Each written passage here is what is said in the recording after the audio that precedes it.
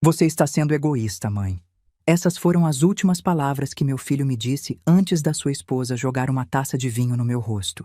Nunca imaginei que passaria o domingo de Páscoa numa sala de espera de hospital com a blusa de seda encharcada de Cabernet Sauvignon. Mas ali estava eu, às 8 da noite, segurando um guardanapo ensopado contra o corte na sobrancelha, enquanto meu celular explodia com a 18ª ligação do Felipe. Não atendi. Não ia atender. Por que egoísta? Ele tinha me chamado de egoísta. Egoísta por não querer ceder 2/4 da minha própria casa para os pais da minha nora morarem comigo. Egoísta por não querer abrir mão da minha privacidade, da minha rotina, do espaço que construí com meu falecido marido ao longo de 30 anos. Egoísta por dizer uma palavra simples: não. E foi essa palavra, não, que desencadeou tudo. A voz de Jéssica subindo 3 oitavas, o rosto dela ficando vermelho, a mão dela agarrando a taça de cristal, e então o vinho frio batendo no meu rosto, escorrendo pelo meu cabelo, encharcando a blusa azul que Roberto me deu no nosso último aniversário juntos. O vidro explodindo na mesa, o fragmento afiado cortando minha pele. Duda gritando, vovó, da porta. Pedro começando a chorar. Mas sabe qual foi a parte pior? Não foi o vinho, não foi o corte na sobrancelha, não foi nem a dor física. Foi olhar para o meu filho, meu único filho, que carreguei por 9 meses, que amamentei, que criei, que amei incondicionalmente por 35 anos, e ver ele parado ali, imóvel, sem me defender, sem sequer se levantar da poltrona até segundos depois, quando já era tarde demais. E aquela palavra ecoando na minha cabeça: egoísta. Mas antes de eu continuar, verifique se você já se inscreveu no canal. Deixe seu like e me conte nos comentários de onde você está vendo minha história. Quero muito saber até onde ela está chegando. Peguei meu celular com dedos que ainda tremiam. Ignorei as 18 chamadas perdidas do Felipe. Ignorei as 23 mensagens dele implorando para eu ser razoável. Abri conversa com o Dr. Alberto Mendes, meu advogado especializado em proteção patrimonial. O homem que tinha passado os últimos 3 meses me preparando exatamente para esse momento. Digitei 4 palavras. Fase 1 está completa. Ele respondeu: documente tudo, fotografe ferimentos, guarde a roupa, é evidência. Gravei cada segundo, 4 ângulos, áudio cristalino, ele me chamando de egoísta, ela jogando o vinho, o vidro quebrando, sangue, tudo.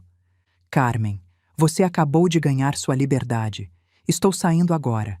15 minutos. Não fale com Felipe. Nem uma palavra. Promete? Prometi. Porque esse momento, esse domingo de Páscoa que começou com lírios brancos na mesa de jantar e terminou com sangue nas pétalas, não foi acidente. Não foi explosão isolada de temperamento. Não foi mal-entendido que poderia ser resolvido com conversa franca e abraços. Isso foi o culminar de 3 meses de preparação meticulosa. 3 meses antes daquela taça de vinho, eu já tinha recebido um aviso do banco sobre uma tentativa estranha de acessar minhas contas. Já tinha sentado na frente do Dr. Alberto, feito exames cognitivos, atualizado o testamento, blindado o patrimônio e enchido a casa de câmeras escondidas. Eu só não queria acreditar que tudo aquilo teria qualquer coisa a ver com o meu filho. Você está sendo egoísta, mãe. A enfermeira se aproximou. Olhou meu rosto machucado, a blusa arruinada, o sangue. Senhora, o que aconteceu? Fui agredida, na minha própria casa, pela minha nora, no almoço de Páscoa que passei 2 dias preparando. A expressão dela mudou. Compaixão, raiva contida. Vou chamar a polícia e fotografar tudo para a evidência. Obrigada. Meu advogado está vindo também. Ela acenou e saiu. Fiquei sozinha novamente, sozinha com meus pensamentos, com a palavra do Felipe ecoando. Egoísta. Será que era? Será que uma mulher de 58 anos querendo viver em paz na própria casa era egoísmo? Será que proteger o patrimônio que construiu com o marido era ganância? Será que dizer não quando pressionada era ser difícil? Ou será que egoísmo era tentar hackear contas bancárias da própria mãe viúva? Será que egoísmo era olhar para a mulher que te criou sozinha depois que o pai morreu e ver apenas 3 milhões de reais em imóvel? Será que egoísmo era pressionar ela a abrir a casa para estranhos sem nem perguntar se era isso que ela queria? Meu celular vibrou. Mensagem. Número desconhecido. Carmen, sou a Sônia, mãe da Jéssica. Por favor, reconsidere essa denúncia. Minha filha não é violenta. Foi estresse, um momento ruim. Você vai destruir a vida dela? Pense nos seus netos. Eles precisam da mãe. Deletei sem responder. Porque sabe o que descobri naquele momento, sentada naquela cadeira desconfortável de hospital, com cheiro de sangue e vinho misturados? Descobri que tinha passado 58 anos vivendo para outras pessoas. Pro meu marido, que amei profundamente, mas que sempre tomou decisões por nós dois. Pro meu filho, que criei com dedicação total. Para meus netos, que adorava, mas que via tão raramente que mal me conheciam. E agora, finalmente, pela primeira vez na vida, ia viver para mim. Isso me fazia egoísta? Talvez. Mas preferia ser egoísta e livre do que generosa e controlada. Dr. Alberto apareceu na porta, pasta debaixo do braço. Viu meu rosto e sorriu. Não de alegria, mas de satisfação profissional. Evidência fotogênica, perfeita para tribunal. Mas não vai chegar a tribunal. Ela vai fazer acordo. Sentou ao meu lado. Baixou a voz. Carmen, última chance de voltar atrás. Porque a partir de agora não tem volta. Boletim de ocorrência, medida protetiva, possível acusação criminal. Seu relacionamento com Felipe vai acabar. Anos até ver os netos, talvez décadas. Você aguenta isso? Olhei para ele. Para esse homem que tinha me guiado pelos últimos 3 meses, que tinha previsto exatamente como seria. Meu marido Roberto, nos últimos dias dele, me fez prometer uma coisa.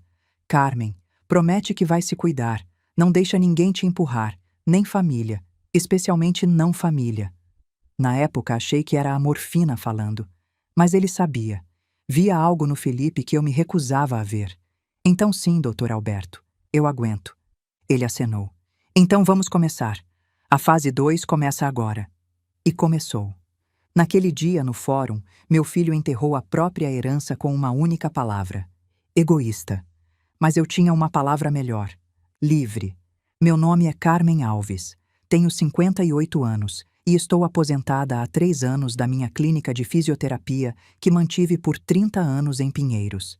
Meu marido Roberto faleceu há 5 anos, vítima de um câncer de pâncreas que o levou em 6 meses. Desde então, moro sozinha na nossa casa de 3 quartos no Morumbi, em São Paulo. É uma casa modesta. Compramos em 1995 por R$180 mil. Hoje vale quase 3 milhões. O bairro mudou completamente. Famílias jovens por todo lado, executivos de tecnologia. O tipo de gente que coloca carregador de Tesla na garagem e faz yoga na varanda. Meu filho Felipe tem 35 anos. Trabalha com vendas médicas numa empresa farmacêutica. Ganha bem. É casado com uma mulher chamada Jéssica. Eles têm 2 filhos, Maria Eduarda, que chamamos de Duda, de 9 anos, e Pedro, de 7. Moram em Cotia, a uns 50 minutos daqui quando o trânsito colabora, o que é raro. Casa grande num condomínio fechado, nada espetacular, mas confortável. Vejo meus netos talvez uma vez por mês, às vezes menos. O domingo de Páscoa começou normal. Felipe me ligou na terça-feira anterior para confirmar que eu estava preparando o almoço. Sempre faço isso nos feriados. É tradição. Roberto teria querido assim. Passei o sábado inteiro preparando. Pernil assado, farofa especial, vinagrete, arroz à grega, os pãezinhos de queijo que sempre faço na Páscoa usando a receita da minha sogra. Até comprei ovos de chocolate para as crianças. A casa ficou com aquele cheiro maravilhoso de alho e alecrim assando no forno. Me fez lembrar de tempos melhores, quando Roberto estava vivo e a casa vivia cheia de gente aos domingos. Passei a manhã de domingo arrumando tudo. Coloquei a toalha de linho na mesa da sala de jantar, aquela que uso só em ocasiões especiais. A porcelana boa que herdei da minha mãe. Os copos de cristal que Roberto me deu no nosso 20º aniversário de casamento. Fiz arranjos de flores em cada cômodo, lírios brancos e rosas amarelas. A casa estava impecável. Eu estava orgulhosa. Me arrumei com cuidado. Calça social preta, blusa de seda azul clara, aquela que Roberto me deu no nosso último aniversário juntos, poucos meses antes do diagnóstico. Coloquei meu colar de pérolas, um toque de batom. Queria estar apresentável. Queria que tudo fosse perfeito. Às 2:30 da tarde, comecei a ficar nervosa. Aquele nervosismo de anfitriã que quer que tudo saia certo. Verifiquei o forno mais uma vez. O pernil estava dourado, na temperatura ideal. Os acompanhamentos prontos. A mesa posta. Tudo certo. Eles chegaram às 3 da tarde em ponto. Pontualidade não é o forte do Felipe, então fiquei surpresa. Ouvi o som do portão automático abrindo, depois o SUV branco entrando na garagem. Observei da janela da cozinha enquanto eles saíam do carro. Felipe do lado do motorista, terno e gravata mesmo sendo domingo. Ele sempre se veste bem. Jéssica do outro lado, usando um vestido estampado caro, cabelo impecável como sempre. As crianças saltaram do banco de trás com energia. Jéssica carregava uma garrafa de vinho. Cara, embrulhada em papel de presente. Só traz vinho caro quando quer alguma coisa. Aprendi isso do jeito difícil ao longo dos anos. Abri a porta antes que tocassem a campainha. Mãe! Felipe entrou primeiro. Me deu um abraço. Mas foi daqueles abraços rápidos, mecânicos, o tipo que você dá quando está cumprindo o protocolo. A casa está linda. Obrigada, filho. Entrem, entrem. Vovó. Duda e Pedro correram até mim. Pelo menos as crianças ainda eram genuínas. Me abraçaram de verdade, com aquele entusiasmo que só criança tem. Cheiravam a shampoo de morango e protetor solar. Vovó, olha! Duda me mostrou a cestinha de Páscoa dela. Ganhei um monte de chocolate na caça aos ovos da escola. Que sortuda! E você, Pedrinho? Achei 12 ovos, vovó. 12! Pedro estava radiante. E tinha um dourado gigante escondido atrás da árvore. Caramba, que campeão! Jéssica se aproximou, me deu um beijo no rosto. O perfume dela era intenso demais, como sempre. Dior, provavelmente. Ou Chanel. Sempre algo caríssimo que ela fazia questão de mencionar. Carmen, muito obrigada por nos receber. A voz dela tinha aquele tom excessivamente doce que usava quando queria algo. Trouxe um vinho especial. É de uma vinícola boutique de Bento Gonçalves. O sommelier da vinícola nos garantiu que é excepcional. Safra premiada. Não precisava trazer nada, Jéssica. Ah, eu faço questão. Ela colocou a garrafa no balcão da cozinha com cuidado excessivo, como se fosse algo sagrado. Aquele sorriso no rosto. Aquele sorriso que nunca chegava aos olhos. Estava usando brincos de diamante que não tinha visto antes. Novos e caros. Vamos para a sala? Felipe já estava afrouxando a gravata. As crianças podem assistir um desenho enquanto a gente conversa? Isso deveria ter sido meu primeiro aviso. Felipe nunca quer conversar. Nas últimas visitas, ficava grudado no celular, respondendo e-mails de trabalho, reclamando do gerente, falando sobre metas trimestrais. Mas hoje estava presente, focado, fazendo contato visual, olhando para Jéssica a cada poucos segundos, como se estivessem em sincronia. Claro, coloquei. Deixa eu ligar a TV para eles. Acomodei Duda e Pedro no sofá da sala com a Netflix. Encontraram um desenho animado qualquer. Pedro já estava hipnotizado pela tela. Duda meio que prestava atenção, mas também estava ouvindo os adultos. Sempre foi a mais atenta das duas. Felipe, Jéssica e eu nos sentamos nas poltronas da sala de estar. Eu tinha posto petiscos na mesinha de centro. Castanhas, azeitonas, queijos. Jéssica pegou uma azeitona, mas não comeu. Apenas segurou entre os dedos. Então, mãe, Felipe começou, se inclinando para a frente, cotovelos nos joelhos. Jéssica e eu temos conversado bastante sobre a sua situação. Minha situação? Sorri, mas senti algo se apertar no estômago. Você morando aqui sozinha nessa casa grande. Felipe fez um gesto vago com a mão, abrangendo a sala. É muita responsabilidade para uma pessoa só. Muita coisa para manter, muita preocupação. Me viro bem, filho. A casa está quitada. A manutenção não é tão cara assim. Tenho minha aposentadoria, tenho meus investimentos, estou confortável. Mas você está ficando mais velha, Carmen. Jéssica se intrometeu, sua voz subindo meio tom, como se estivesse falando com uma criança. A gente se preocupa com você. Quedas, por exemplo. E se você cair na escada? E se tiver uma emergência médica de madrugada e não tiver ninguém aqui para ajudar? Tenho meu celular sempre comigo. Os vizinhos olham por mim. Dona Marisa ao lado pergunta de mim todo dia. Seu Osvaldo do outro lado corta minha grama quinzenalmente e sempre dá uma olhada geral. Felipe e Jéssica trocaram um olhar. Um daqueles olhares de casal que desenvolvem ao longo dos anos comunicação silenciosa. Já tinha visto Roberto e eu fazendo isso 1000 vezes. Mas esse olhar deles tinha algo calculado, ensaiado. Lá vem, pensei. O que quer que vieram fazer, lá vem. Mãe, a gente tem uma proposta. Felipe ajeitou a postura, colocou aquela cara de vendedor profissional que usa com clientes. Os pais da Jéssica, você conhece o Ronaldo e a Sônia, eles acabaram de se aposentar no mês passado. Venderam a casa deles em Ribeirão Preto. Estão procurando um lugar aqui em São Paulo para ficar perto da gente, ajudar com as crianças, mas o mercado imobiliário está impossível. Tudo muito caro. Imagino que sim, falei, mantendo a voz neutra. São Paulo está cara mesmo. Parabéns para eles pela aposentadoria. Eles são pessoas maravilhosas, mãe. Realmente ativos, saudáveis. A Sônia foi enfermeira por 40 anos, super competente. O Ronaldo deu aula de marcenaria numa escola técnica por 35 anos. Ele é mão na massa, conserta tudo. Que bom, são pessoas trabalhadoras. Então Jéssica se inclinou para a frente, aquele sorriso ficando mais largo. A gente estava pensando, você tem aqueles 2 quartos extras aqui, né? O quarto de hóspedes e o escritório do Roberto, praticamente sem uso. E a gente pensou, que coincidência perfeita. Meus pais precisam de um lugar, você tem espaço sobrando, todo mundo sai ganhando.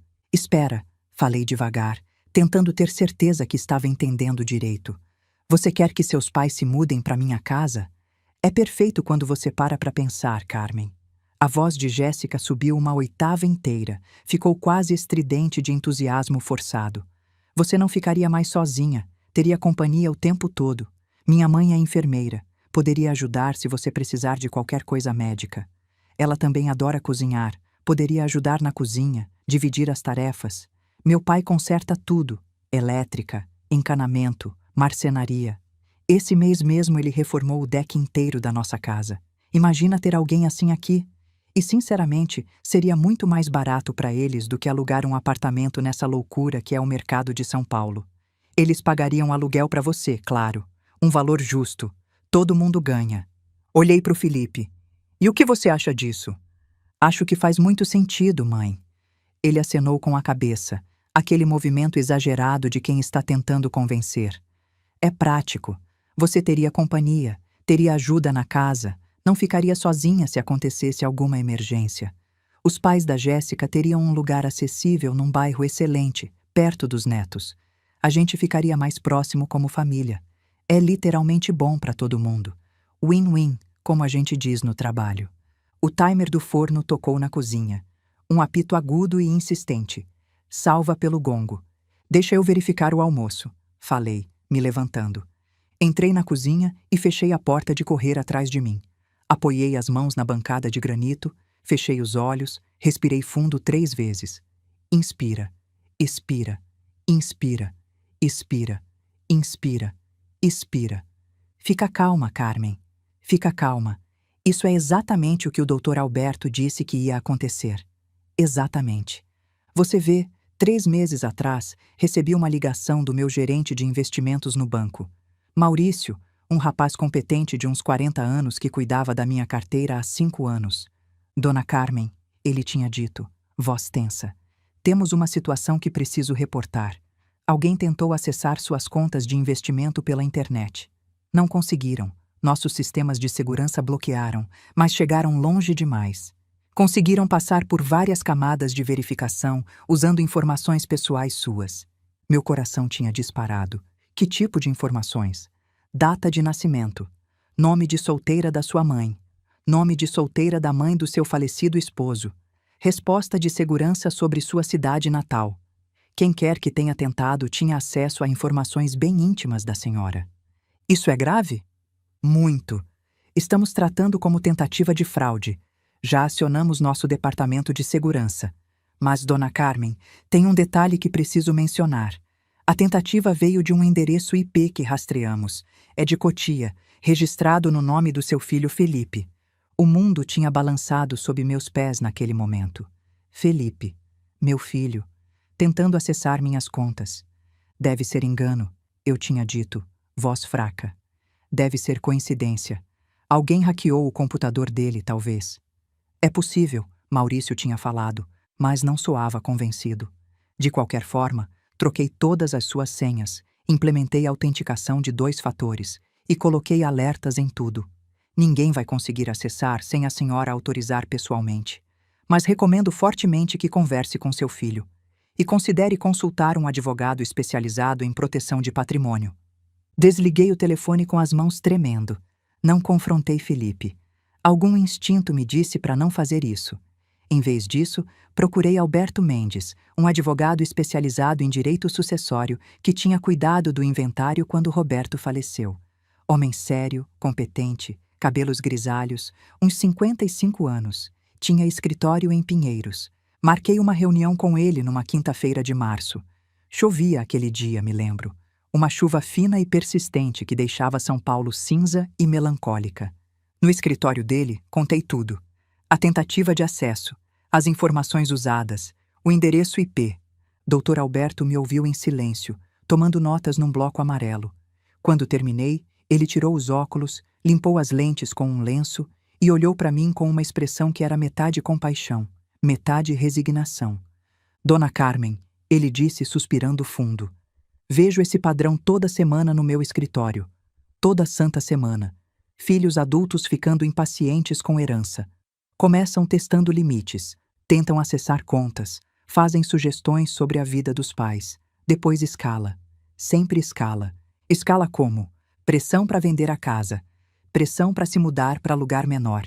Sugestões de que está ficando senil, esquecido. Tentativas de conseguir procuração. Em casos extremos, ações de interdição alegando incapacidade mental. E a senhora sabe quem mais sofre com isso? Mulheres viúvas, sozinhas, sem o marido para dar apoio. São vistas como alvos fáceis. Senti náusea.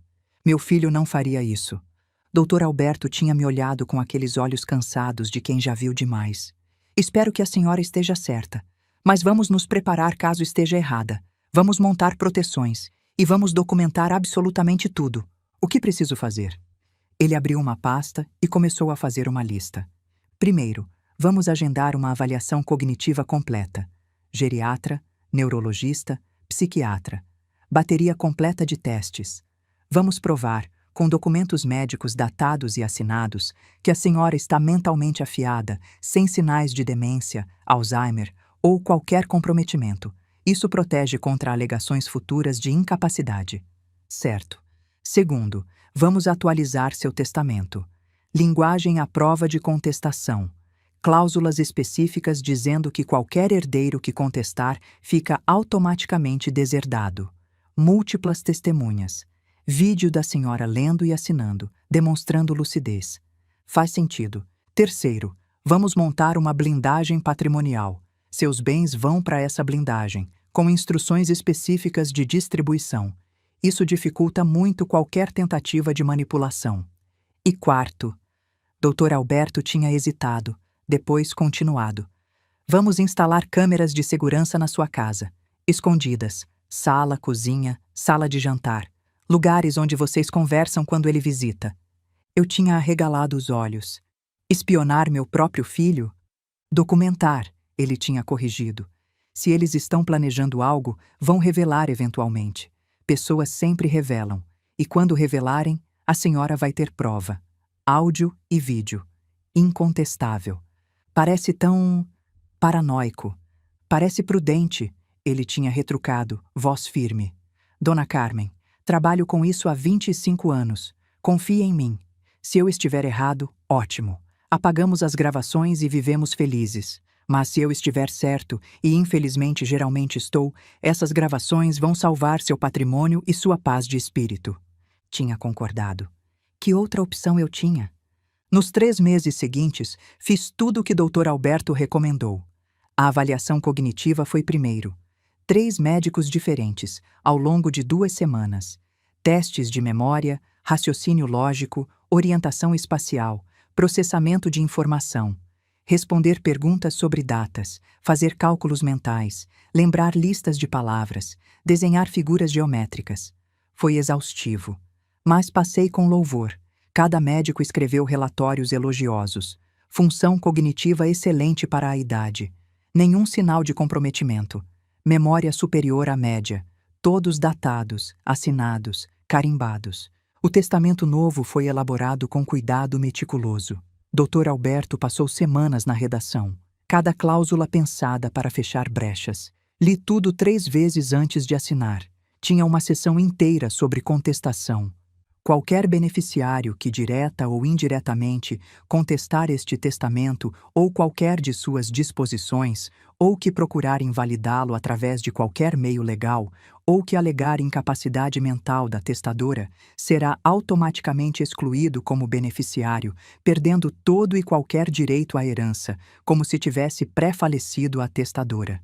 Duro, mas necessário. Assinamos na presença de 3 testemunhas que não tinham relação familiar comigo.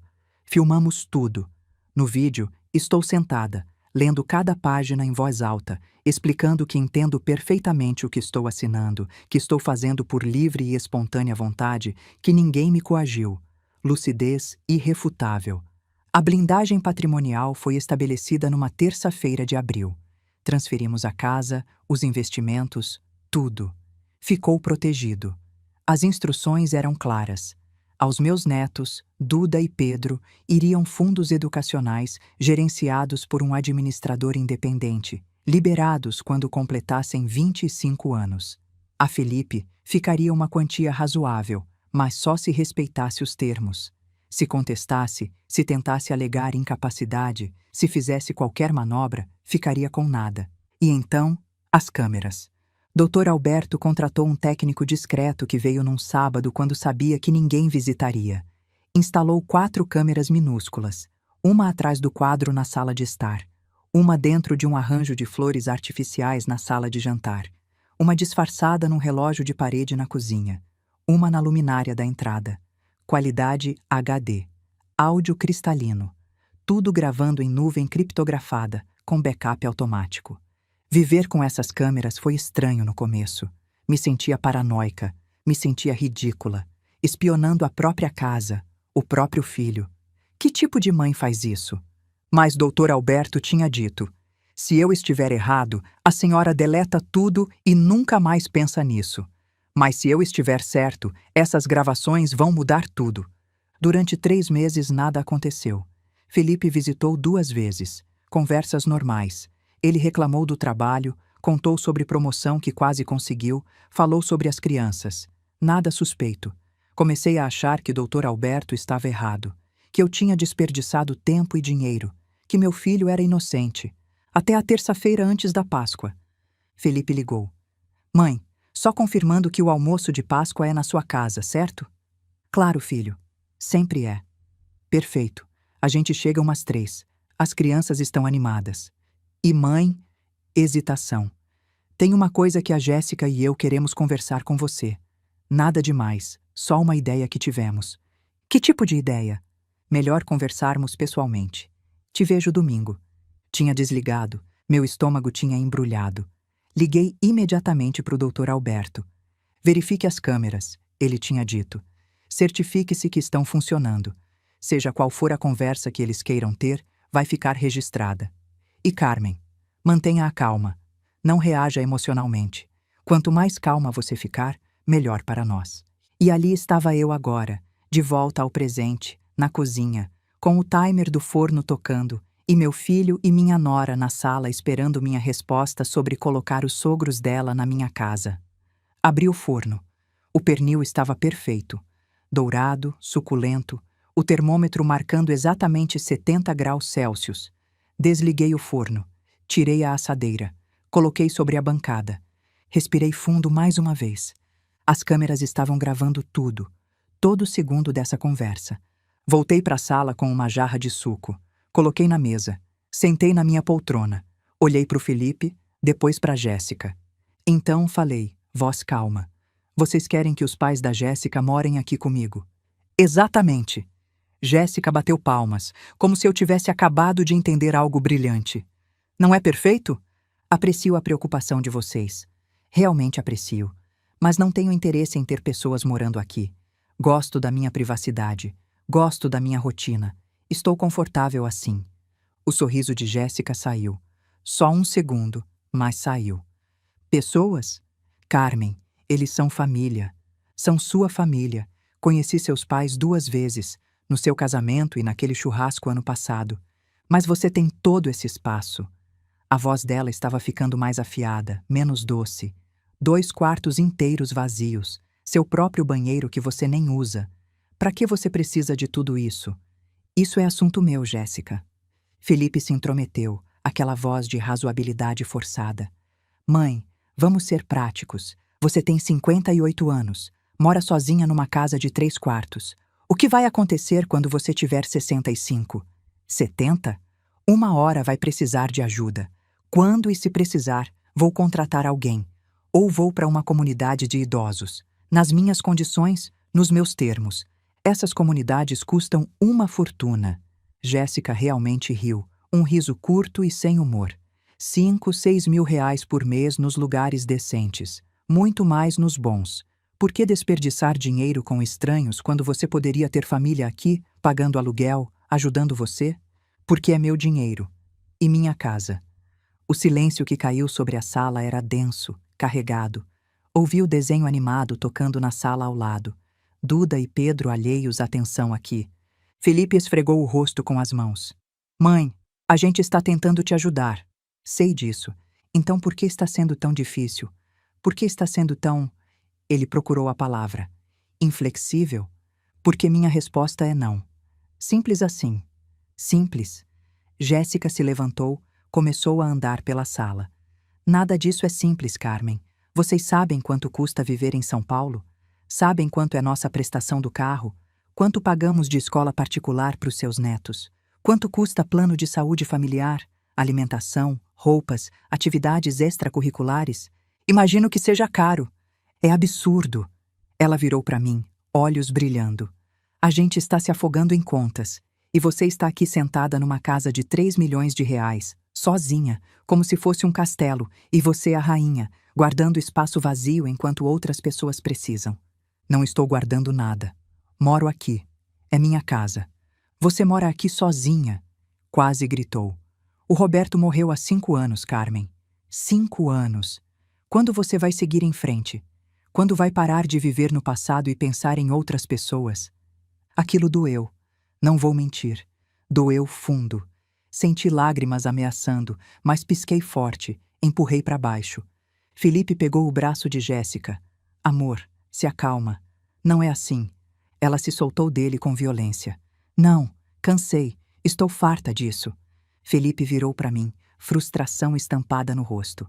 Mãe, a gente só está pedindo um favor simples, e você está agindo como se estivéssemos pedindo um rim.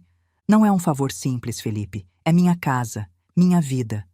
Você está sendo egoísta, mãe. O silêncio que caiu foi ensurdecedor.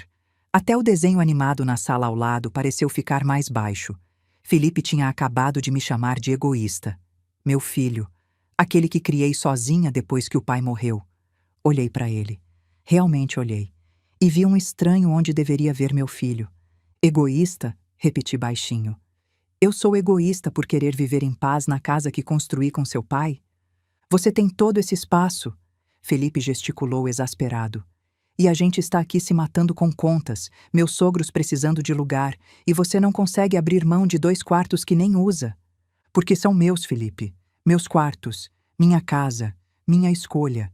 Jéssica começou a rir, um riso amargo, sem humor. Minha escolha. Ouviu, Felipe? Ela escolhe ficar sozinha numa casa enorme enquanto família de verdade precisa de ajuda. Isso é egoísmo na definição mais pura. Não, Jéssica. Isso é chamado de ter limites. Limites? Ela deu um passo na minha direção. Sabe o que meus pais fizeram quando a gente precisou? Me criaram sozinhos depois que meu pai perdeu o emprego quando eu tinha 12 anos. Passamos dificuldade, mas eles nunca desistiram. Trabalharam feito condenados para me dar educação, oportunidade. Quando a gente estava desesperados com a entrada da casa, eles venderam o carro deles para nos ajudar. O carro deles, Carmen. Ficaram dependendo de ônibus para nos ajudar. Quando Duda nasceu prematura e precisou ficar na UTI, minha mãe dormiu no hospital comigo toda a noite. Todo santo dia cuidam dos seus netos quando a gente precisa. E agora que eles precisam de ajuda, que precisam de um lugar, você não consegue ceder 2 quartos vazios. Eu disse não, Jéssica. Por quê? Ela se aproximou da mesa, se inclinou para frente. Me dá um motivo bom, porque eu não quero. E então aconteceu. A mão de Jéssica disparou. Agarrou a taça de vinho dela, aquela taça grande de cristal, ainda meio cheia.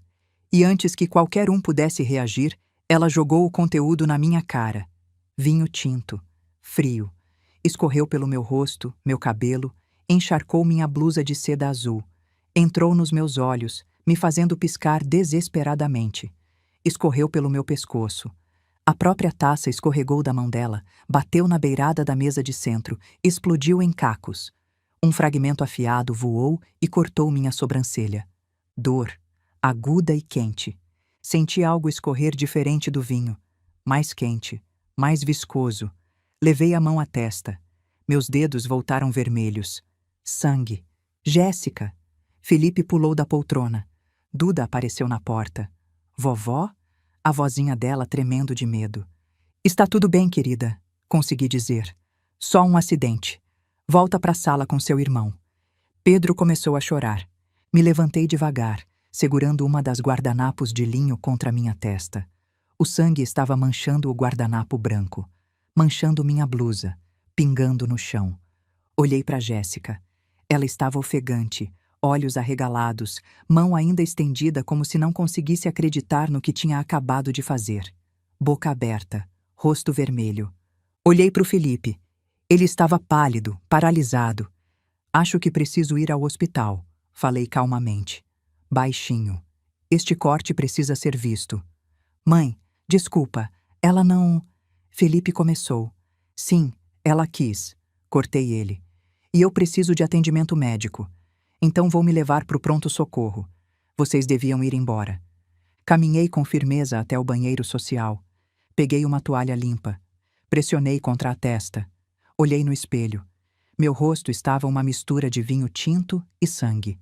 A blusa de seda, aquele último presente do Roberto, arruinada. Meu almoço de Páscoa cuidadosamente preparado, intocado na mesa. E senti... nada.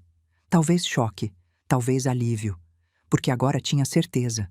Dr. Alberto estava certo. Voltei pela sala. Jéssica estava chorando agora, soluços dramáticos. Felipe tentava consolá-la, abraçá-la. As crianças estavam na porta, Duda segurando Pedro, ambos confusos e assustados. Por favor, saiam, repeti, voz firme. Levem as crianças para casa, agora. Carmen, vamos conversar. Felipe tentou. Sua esposa acabou de me agredir. Preciso de atendimento médico. E preciso que saiam da minha casa. Imediatamente. Peguei minha bolsa, peguei as chaves do carro, passei direto por eles, abri a porta, olhei para trás uma vez. Felipe tinha tirado o celular, estava ligando para alguém. Jéssica estava sentada no sofá, rosto nas mãos. Duda e Pedro me olhavam com aqueles olhos enormes assustados. Meu coração apertou pelas crianças, mas segui em frente.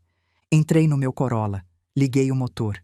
No semáforo da rua de cima, parei e peguei meu celular. Mandei a mensagem para o Dr. Alberto. Fase 1 está completa. A resposta veio em segundos. A caminho do hospital. Não fale com Felipe. Documente tudo. Fotografe ferimentos. Guarde a roupa. É evidência. Dirigi até o hospital israelita Albert Einstein. 15 minutos no trânsito leve do domingo de Páscoa. Estacionei na emergência. Caminhei até a recepção segurando a toalha contra a testa.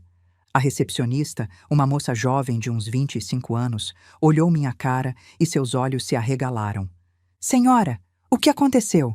Um acidente doméstico. Preciso que vejam esse corte. Ela me levou imediatamente para a triagem. Uma enfermeira, mulher de meia idade com olhar experiente, examinou minha testa com cuidado. Como isso aconteceu? Um copo de vidro quebrou. Um caco me cortou. Ela olhou nos meus olhos por um longo momento. Seu marido fez isso? Sou viúva, respondi. Foi minha nora. A expressão dela mudou. Entendimento, compaixão, raiva contida. Vou limpar e avaliar. Mas, senhora, isso parece agressão. Tenho obrigação de reportar. Já vou fazer a denúncia, tranquilizei. Meu advogado está vindo para cá. Ela acenou, me levou para uma sala de exame. Enquanto limpava meu ferimento, a porta se abriu. Dr. Alberto Mendes entrou, sua pasta de couro debaixo do braço. Estava usando jeans e suéter. Era domingo, afinal. Mas tinha vindo de qualquer maneira. Carmen, Alberto, me conta tudo, cada detalhe. E enquanto a enfermeira trabalhava na minha testa, limpando vinho e sangue, contei.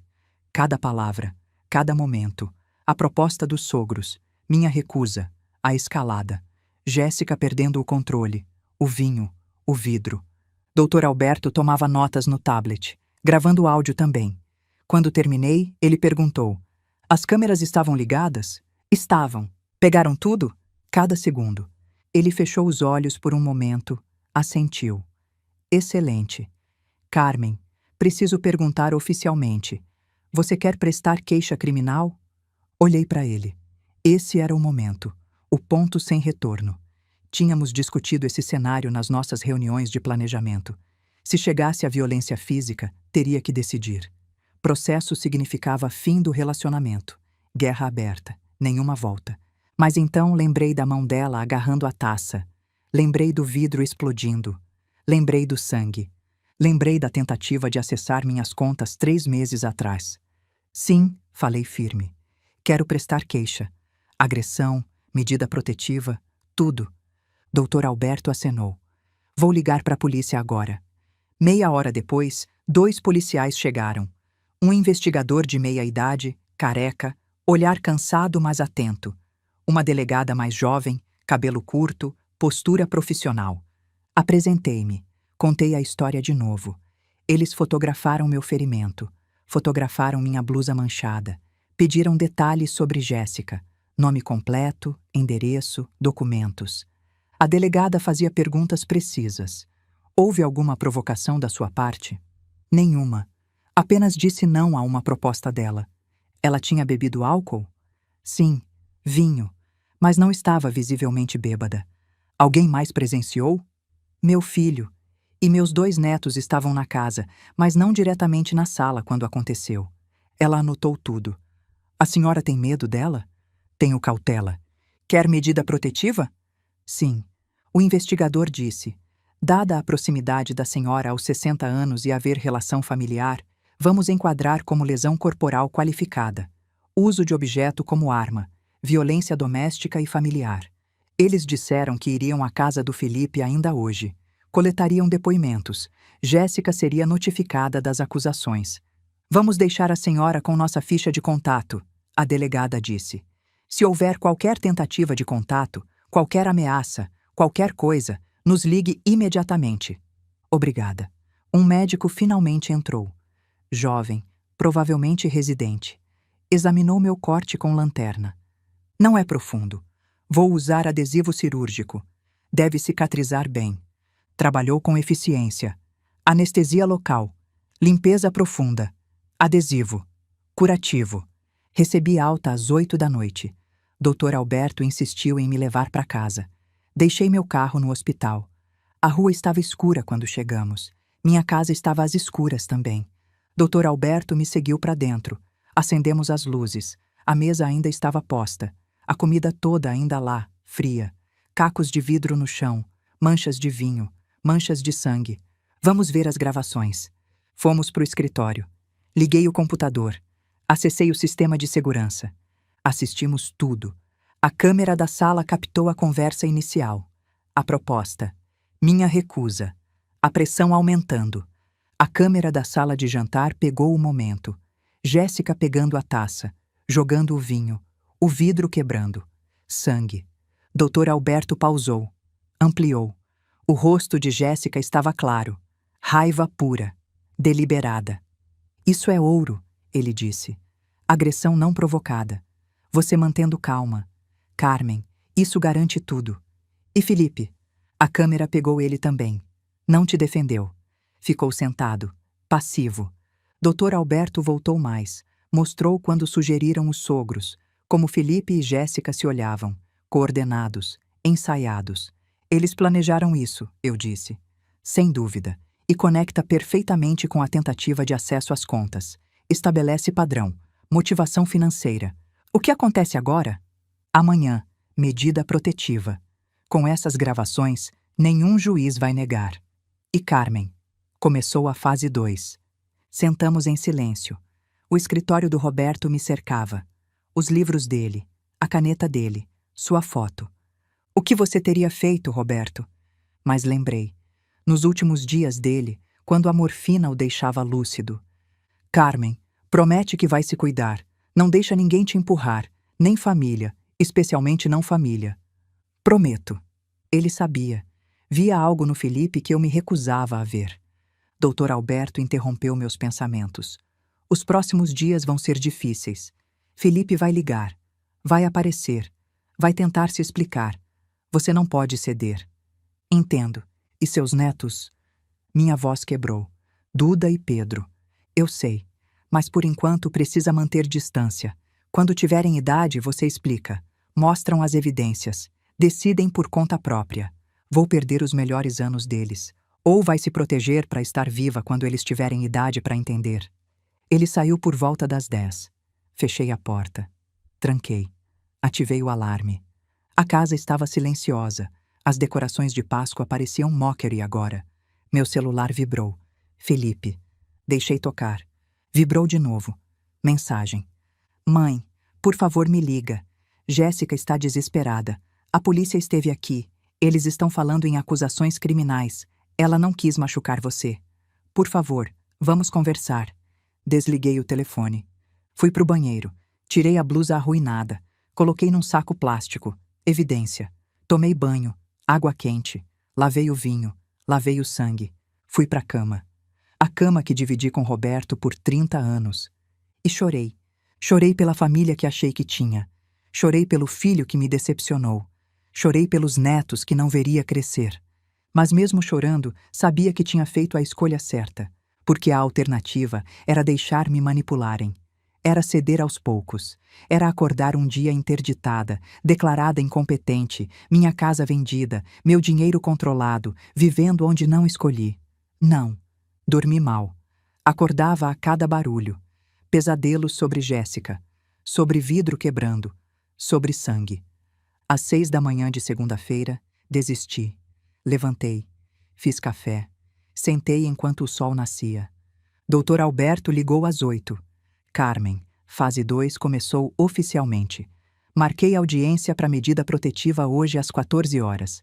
Jéssica foi formalmente indiciada. Teve que entregar o passaporte. Ela pode vir aqui? Depois das 14 horas, não. Medida protetiva vai impedir. Às 14 horas estávamos no fórum. A juíza era severa, 50 e poucos anos. Dr. Alberto apresentou o caso. Fotos do ferimento, a blusa manchada, e então, os vídeos. Assistimos em silêncio. A escalada, a agressão, Jéssica jogando o vinho, o vidro, sangue. A juíza pausou no frame de Jéssica segurando a taça. Ampliou. Isso foi intencional, não acidente, agressão deliberada e premeditada. Sim, Excelência. A juíza olhou para mim. A senhora tem medo da ré?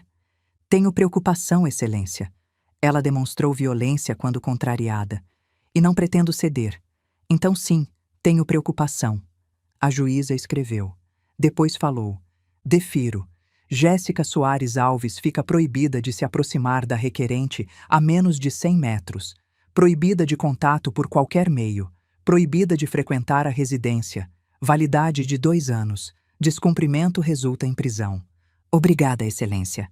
Quanto ao filho, ela continuou. Determino notificação prévia de 48 horas por escrito através do advogado. Visitas apenas durante horário comercial, sem crianças presentes. Essa última parte doeu, mas era necessário. Saímos às 15h30. Dr. Alberto estava satisfeito. Fase 2 completa. Proteção total. E essas medidas vão para registro público. Se Felipe tentar algo no futuro, interdição, contestações, esse histórico vai pesar contra ele. Me sinto vazia, vai melhorar. Dia de cada vez. Naquela noite, sozinha, sentei onde aconteceu, os cacos varridos, a mancha de vinho ainda visível. Liguei meu celular. 14 chamadas de Felipe. 8 mensagens. Não li. Tinha mensagem de número desconhecido. Carmen, sou a Sônia, mãe da Jéssica. Por favor, reconsidere. Minha filha não é violenta. Foi estresse, um momento ruim. Você vai destruir a vida dela? Pense nos seus netos. Deletei. Na quinta-feira, uma semana depois, a campainha tocou às 10 horas. Verifiquei a câmera. Felipe, sozinho. Parecia terrível. Barba por fazer, olheiras, roupa amassada. Não abri. Falei pelo interfone. Felipe, você sabe das condições. 48 horas de aviso. Mãe, por favor, só quero conversar. As condições são claras. Você está violando. Se não sair, ligo para a polícia. Vi ele pela câmera.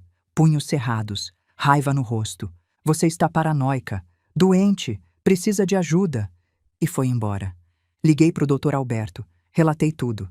Descumprimento da ordem. Vou notificar o juiz. Felipe vai ser advertido. Se acontecer de novo, prisão por desacato. Na sexta, recebi carta registrada. Escritório de advocacia em Cotia. Notificação. Felipe estava contestando meu testamento, alegando influência indevida do Dr. Alberto, que as mudanças eram suspeitas, que minha avaliação era fraudulenta, que ele tinha direito a impugnar. Levei para o Dr. Alberto. Ele leu, balançou a cabeça, sorriu. Fase 3 começou, e ele acabou de ativar a cláusula de deserdação. Ao contestar alegando incapacidade, se desqualificou como herdeiro. Mas é meu filho, e você tem direito de dispor dos próprios bens. Segunda-feira vamos ao tribunal. Vou pedir indeferimento. E litigância de má-fé. Ele vai pagar custas. Segunda, estávamos de volta. Juiz mais velho, 60 e poucos, olhar inteligente. Dr. Alberto apresentou tudo. As avaliações cognitivas, o vídeo de mim assinando, as testemunhas, a gravação da Páscoa e a cláusula de deserdação. A testadora incluiu linguagem específica. Qualquer herdeiro que contestar alegando incapacidade seria excluído. Felipe Alves, ao fazer exatamente isso, acionou sua própria deserdação. O juiz leu, assistiu. Demorou 1 hora. Finalmente. Indeferimento liminar. A impugnação é infundada. A testadora demonstrou capacidade plena. O testamento foi elaborado com todas as formalidades. O requerente não tem mais legitimidade. Processo extinto. E a má-fé? Presente. Tentou usar o judiciário para pressionar. Condeno ao pagamento de multa de 5% sobre o valor da causa mais custas integrais. Naquele dia, no fórum, meu filho enterrou a própria herança sem perceber. Saímos. No corredor, Dr. Alberto falou. Fase 3 completa. Legalmente acabou. Ele não pode contestar. Não pode alegar incapacidade. Não pode te visitar sem aviso. A esposa não pode chegar perto. Você está protegida. Não me sinto vitoriosa. Não deveria. Isso não é vitória. É sobrevivência. Mas você sobreviveu. Com dignidade. As semanas seguintes foram solitárias. A casa parecia enorme. Cada quarto ecoava. Cada refeição silenciosa. Pensava em Duda e Pedro constantemente. O que Felipe dizia sobre mim? Que vovó estava doente? Difícil? Comecei a ter insônia. Deitava às 11, dormia às 3. Acordava às 6 com pesadelos. Marisa, minha vizinha, veio numa quinta. Trouxe bolo e preocupação. Carmen, você precisa sair. Fazer algo. Não pode ficar remoendo. Estou bem. Não está. Olhe para você. Perdeu peso. Tem olheiras. Está se isolando. O que eu faço? Vem para o meu clube do livro. Terças. Lemos, conversamos, tomamos vinho, rimos. Você ia gostar. Não sei se estou com cabeça. É por isso que precisa vir. Experimenta. Uma vez. Se odiar, nunca mais te encho. Concordei. Na terça seguinte fui. Casa da Marisa. 7 mulheres. 50 a 70 anos.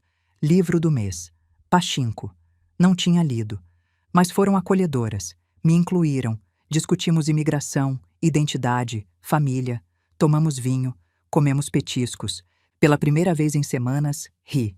Beatriz, viúva de 62, ficou depois. Marisa me contou um pouco. Sei como é difícil. Passou por algo parecido? Meus 3 filhos tentaram me internar 6 meses depois que meu marido morreu. Disseram pro meu bem. Queriam vender minha casa e dividir. O que fez? Arranjei advogada. Provei que estava bem. Disse que podiam procurar bênção de outra pessoa. Foi há 10 anos. Não falo com nenhum desde então. E os netos? 5. Não vejo nenhum. Dói? Todo dia. Mas sabe o que dói mais? Perder autonomia. Perder dignidade. Isso dói mais. Conversamos 2 horas. Ela me contou sobre reconstruir, sobre novos propósitos, sobre fazer as pazes com escolhas difíceis. Virei membro regular. Toda terça, sem falta. Marisa sugeriu hobby novo. Sempre quis fazer aquarela, confessei.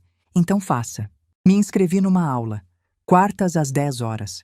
A professora era japonesa, 72, chamada Yumi. Aquarela é a arte de soltar controle, deixar água guiar tinta, deixar acaso criar beleza, não forçar, permitir. Era meditativo. Misturar cores, ver tinta sangrar, criar formas não planejadas. Descobri que era boa. Yumi elogiou meu senso de cor. Quintas, comecei voluntariado. Ensinava português para imigrantes, venezuelanos, bolivianos, gente trabalhadora construindo vida nova. Maria, menina de 19 de Caracas, me lembrava a Duda. Professora Carmen, ela perguntou um dia, como a senhora fala tão bem português? Nasci em Minas, mas obrigada. A senhora é muito paciente. Meus erros não são erros. Você está aprendendo língua nova em país novo. Isso é corajoso. Ela sorriu. Minha avó ficou na Venezuela. Não conseguiu vir. Sinto falta. A senhora me faz lembrar dela. Meu coração apertou. Que bom que posso ajudar. Depois, chorei no carro. Tinha netas que não via, mas a Luna que me via como avó. A vida era estranha. Um sábado, 2 meses depois da Páscoa, estava no mercado quando ouvi.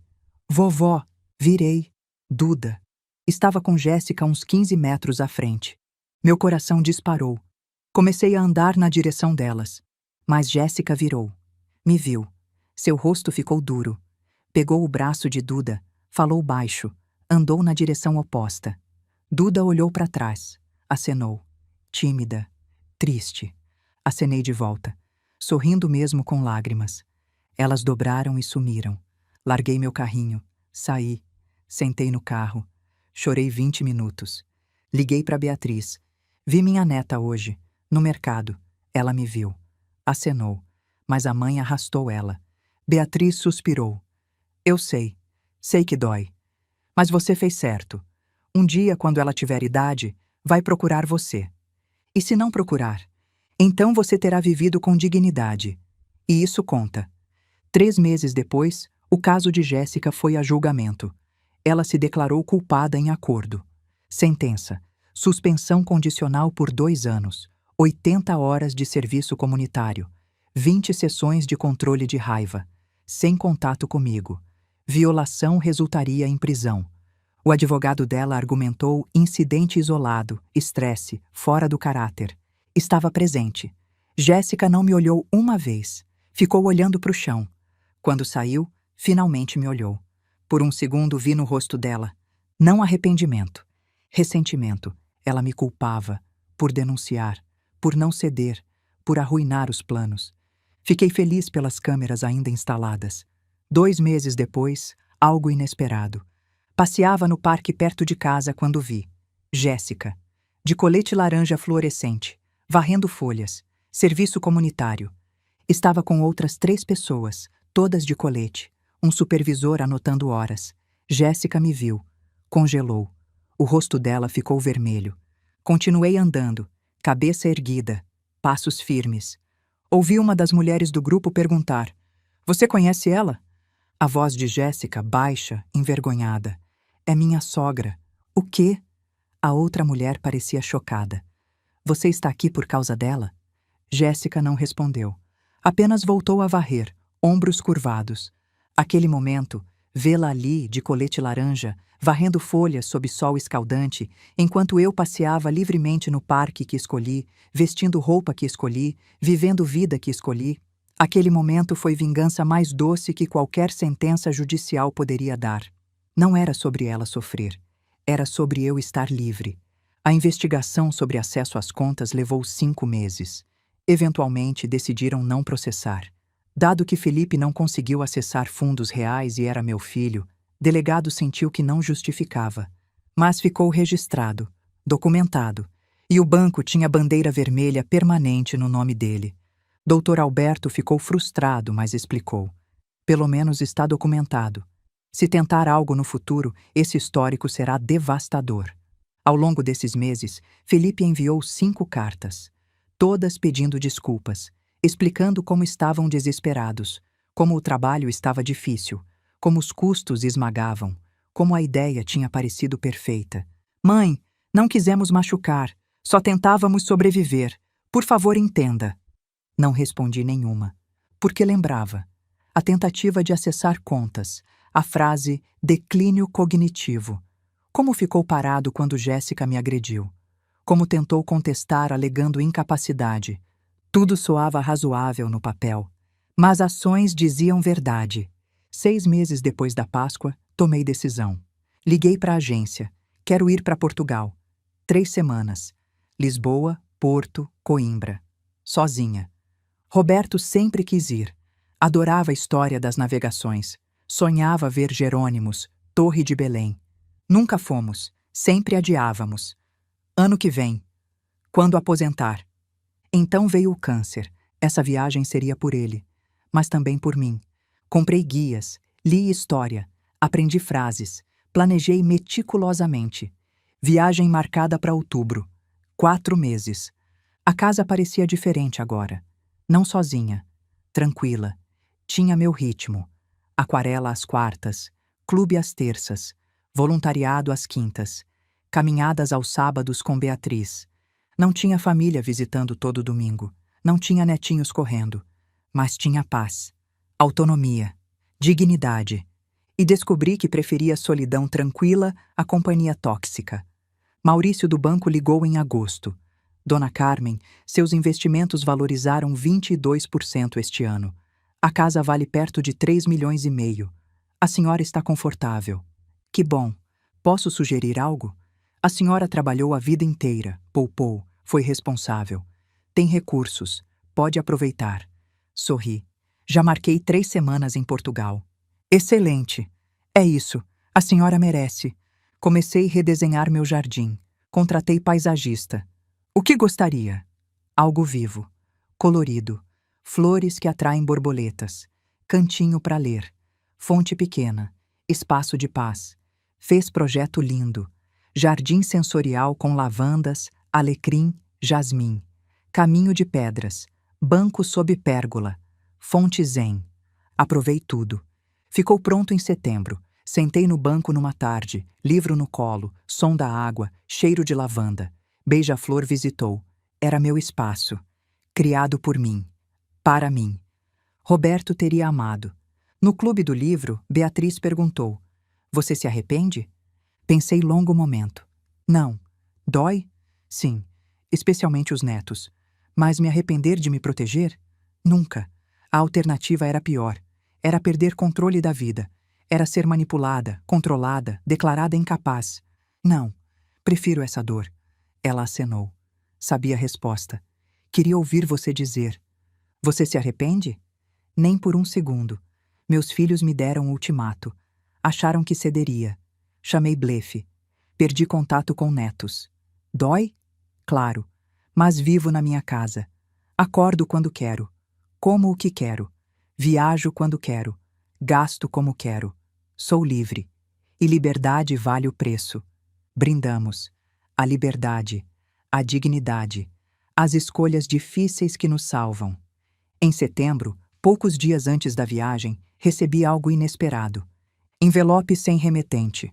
Reconheci a letra. Duda. Abri tremendo. Dentro, desenho. Giz de cera.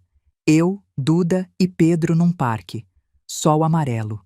Árvores verdes. Flores coloridas. Nós 3 de mãos dadas. Corações vermelhos. E palavras em letra infantil. Sinto sua falta, vovó. Te amo. Duda. Sentei no chão e chorei. Chorei de tristeza pelos anos perdendo. Chorei de alívio porque ela lembrava, amava. Chorei de esperança que um dia, adulta, pudéssemos ter relacionamento. Liguei para o Dr. Alberto. Contei sobre o desenho. Você está fazendo certo. É doloroso agora.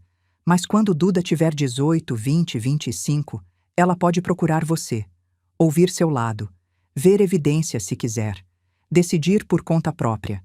E se não quiser? Então você terá vivido com integridade. Isso não é pouca coisa. Emoldurei o desenho. Coloquei no quarto, na parede que vejo toda manhã. Lembrete. Esperança. Amor que sobrevive. Outubro chegou. Minha viagem. Marisa e Beatriz me levaram para o aeroporto. Bagagem. Documentos. Empolgação com nervos. Nunca tinha viajado sozinha internacionalmente. Roberto sempre planejava. Agora eu era planejadora. Líder. Viajante solitária. Vai ser incrível, Marisa abraçou. Come muito pastel de nata, Beatriz riu. E bacalhau. E vinho. Come tudo. O voo foi longo, mas suportável. Cheguei em Lisboa numa manhã nebulosa. Táxi para o hotel em Alfama.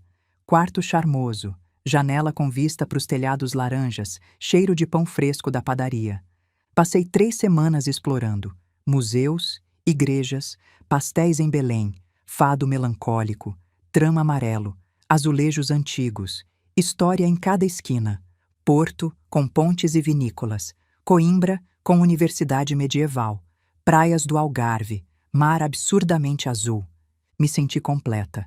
Não feliz o tempo todo. Solidão pesava às vezes, mas completa, inteira, vivendo. Roberto pensava visitando Jerônimos. Estou aqui, por nós dois. Voltei renovada, bronzeada, leve. A casa me esperava, segura, tranquila, minha. Retomei rotinas, aquarela, clube, voluntariado, jardim. Dezembro chegou, época de festas, época de família. Não fui convidada para nada. Sem Natal com Felipe, sem Réveillon com netos. Mas Beatriz, Marisa e outras do clube organizaram ceia coletiva. Minha casa foi anfitriã, mesa cheia, comida deliciosa, risadas, histórias, afeto genuíno. Eram minha família escolhida e eram suficientes. Na virada, Beatriz e eu fomos para a praia. Guarujá. Apartamento simples. 4 dias lendo, nadando, comendo camarão, conversando sobre vida. Meia-noite de 31, vestidas de branco, pulamos 7 ondinhas, pedindo desejos. Meu desejo, mais um ano de paz, de autonomia, de vida vivida nos meus termos. Agora, estou aqui, mais de um ano depois daquela Páscoa. Tenho 59, em 2 meses faço 60. Meu filho não fala comigo. Minha nora me odeia. Meus netos pensam que sou difícil, ou doente, ou algo que inventaram. Mas acordei hoje na minha cama, na minha casa. Fiz café do jeito que gosto. Sentei no jardim ouvindo beija-flores. Pintei aquarela 1 hora. Almocei com Beatriz. Planejei próxima viagem. Argentina, Buenos Aires e Patagônia. Minha vida não é o que imaginei. Não tenho família grande e amorosa. Não tenho domingos barulhentos. Mas tenho paz, segurança, autonomia, dignidade. Tenho casa que é totalmente minha, onde ninguém me diz o que fazer, como viver, onde morar, com quem dividir. As câmeras ainda estão instaladas. Provavelmente vou mantê-las pelo resto da vida. Pequeno preço por proteção. Os documentos, avaliações, testamento, blindagem patrimonial estão seguros no cofre do Dr. Alberto, atualizados anualmente. Meu dinheiro está protegido, minha casa está segura, minha sanidade está documentada. Se Felipe ou Jéssica tentarem algo no futuro, estou preparada. E se não tentarem, se me deixarem em paz, ainda melhor, porque descobri algo fundamental. Não preciso de validação deles, não preciso que entendam, não preciso que aprovem. Preciso apenas viver bem. E estou vivendo. Às vezes, de noite, converso com Roberto. Fiz certo? Pergunto pro escuro. E na imaginação, ouço. Carmen, você sempre foi mais forte que pensava. Eu sempre soube. Por isso te pedi para prometer que ia viver. Você está cumprindo. Estou orgulhoso. Para você que está lendo isso, se tem família pressionando, manipulando, tentando controlar sua vida e bens, deixa eu te dizer. Documente tudo, cada conversa, cada tentativa, cada pressão. Arranje advogado bom especializado em direito sucessório. Faça avaliações cognitivas. Prove sua competência. Atualize testamento com linguagem à prova de contestação. Considere câmeras de segurança. Estabeleça limites claros e mantenha-os. Não se sinta culpado por se proteger. Mesmo quando a pressão vier embalada em preocupação, mesmo quando disserem pelo seu bem. Sua casa é sua, seu dinheiro é seu, sua vida é sua, e você não deve sua paz a ninguém, nem à família, especialmente não a família que só te ama condicionalmente. Porque no final, você ainda vai acordar no seu corpo, na sua vida, com suas escolhas. Faça escolhas que respeitem você. Eu escolhi a mim mesma, e durmo bem à noite. A casa está quieta, as portas trancadas, as câmeras gravando, e toda manhã acordo na minha cama, na minha casa, vivendo minha vida. Não é egoísmo, é sobrevivência, é dignidade, é amor próprio, e depois de 59 anos vivendo para outros, finalmente aprendi, eu também mereço meu próprio cuidado. A casa é minha, a vida é minha, e vai continuar sendo. Achei que a história terminava aí. Até que no dia do meu aniversário de 60 anos, alguém tocou meu interfone às 7 da manhã. Mas isso é assunto para outra história.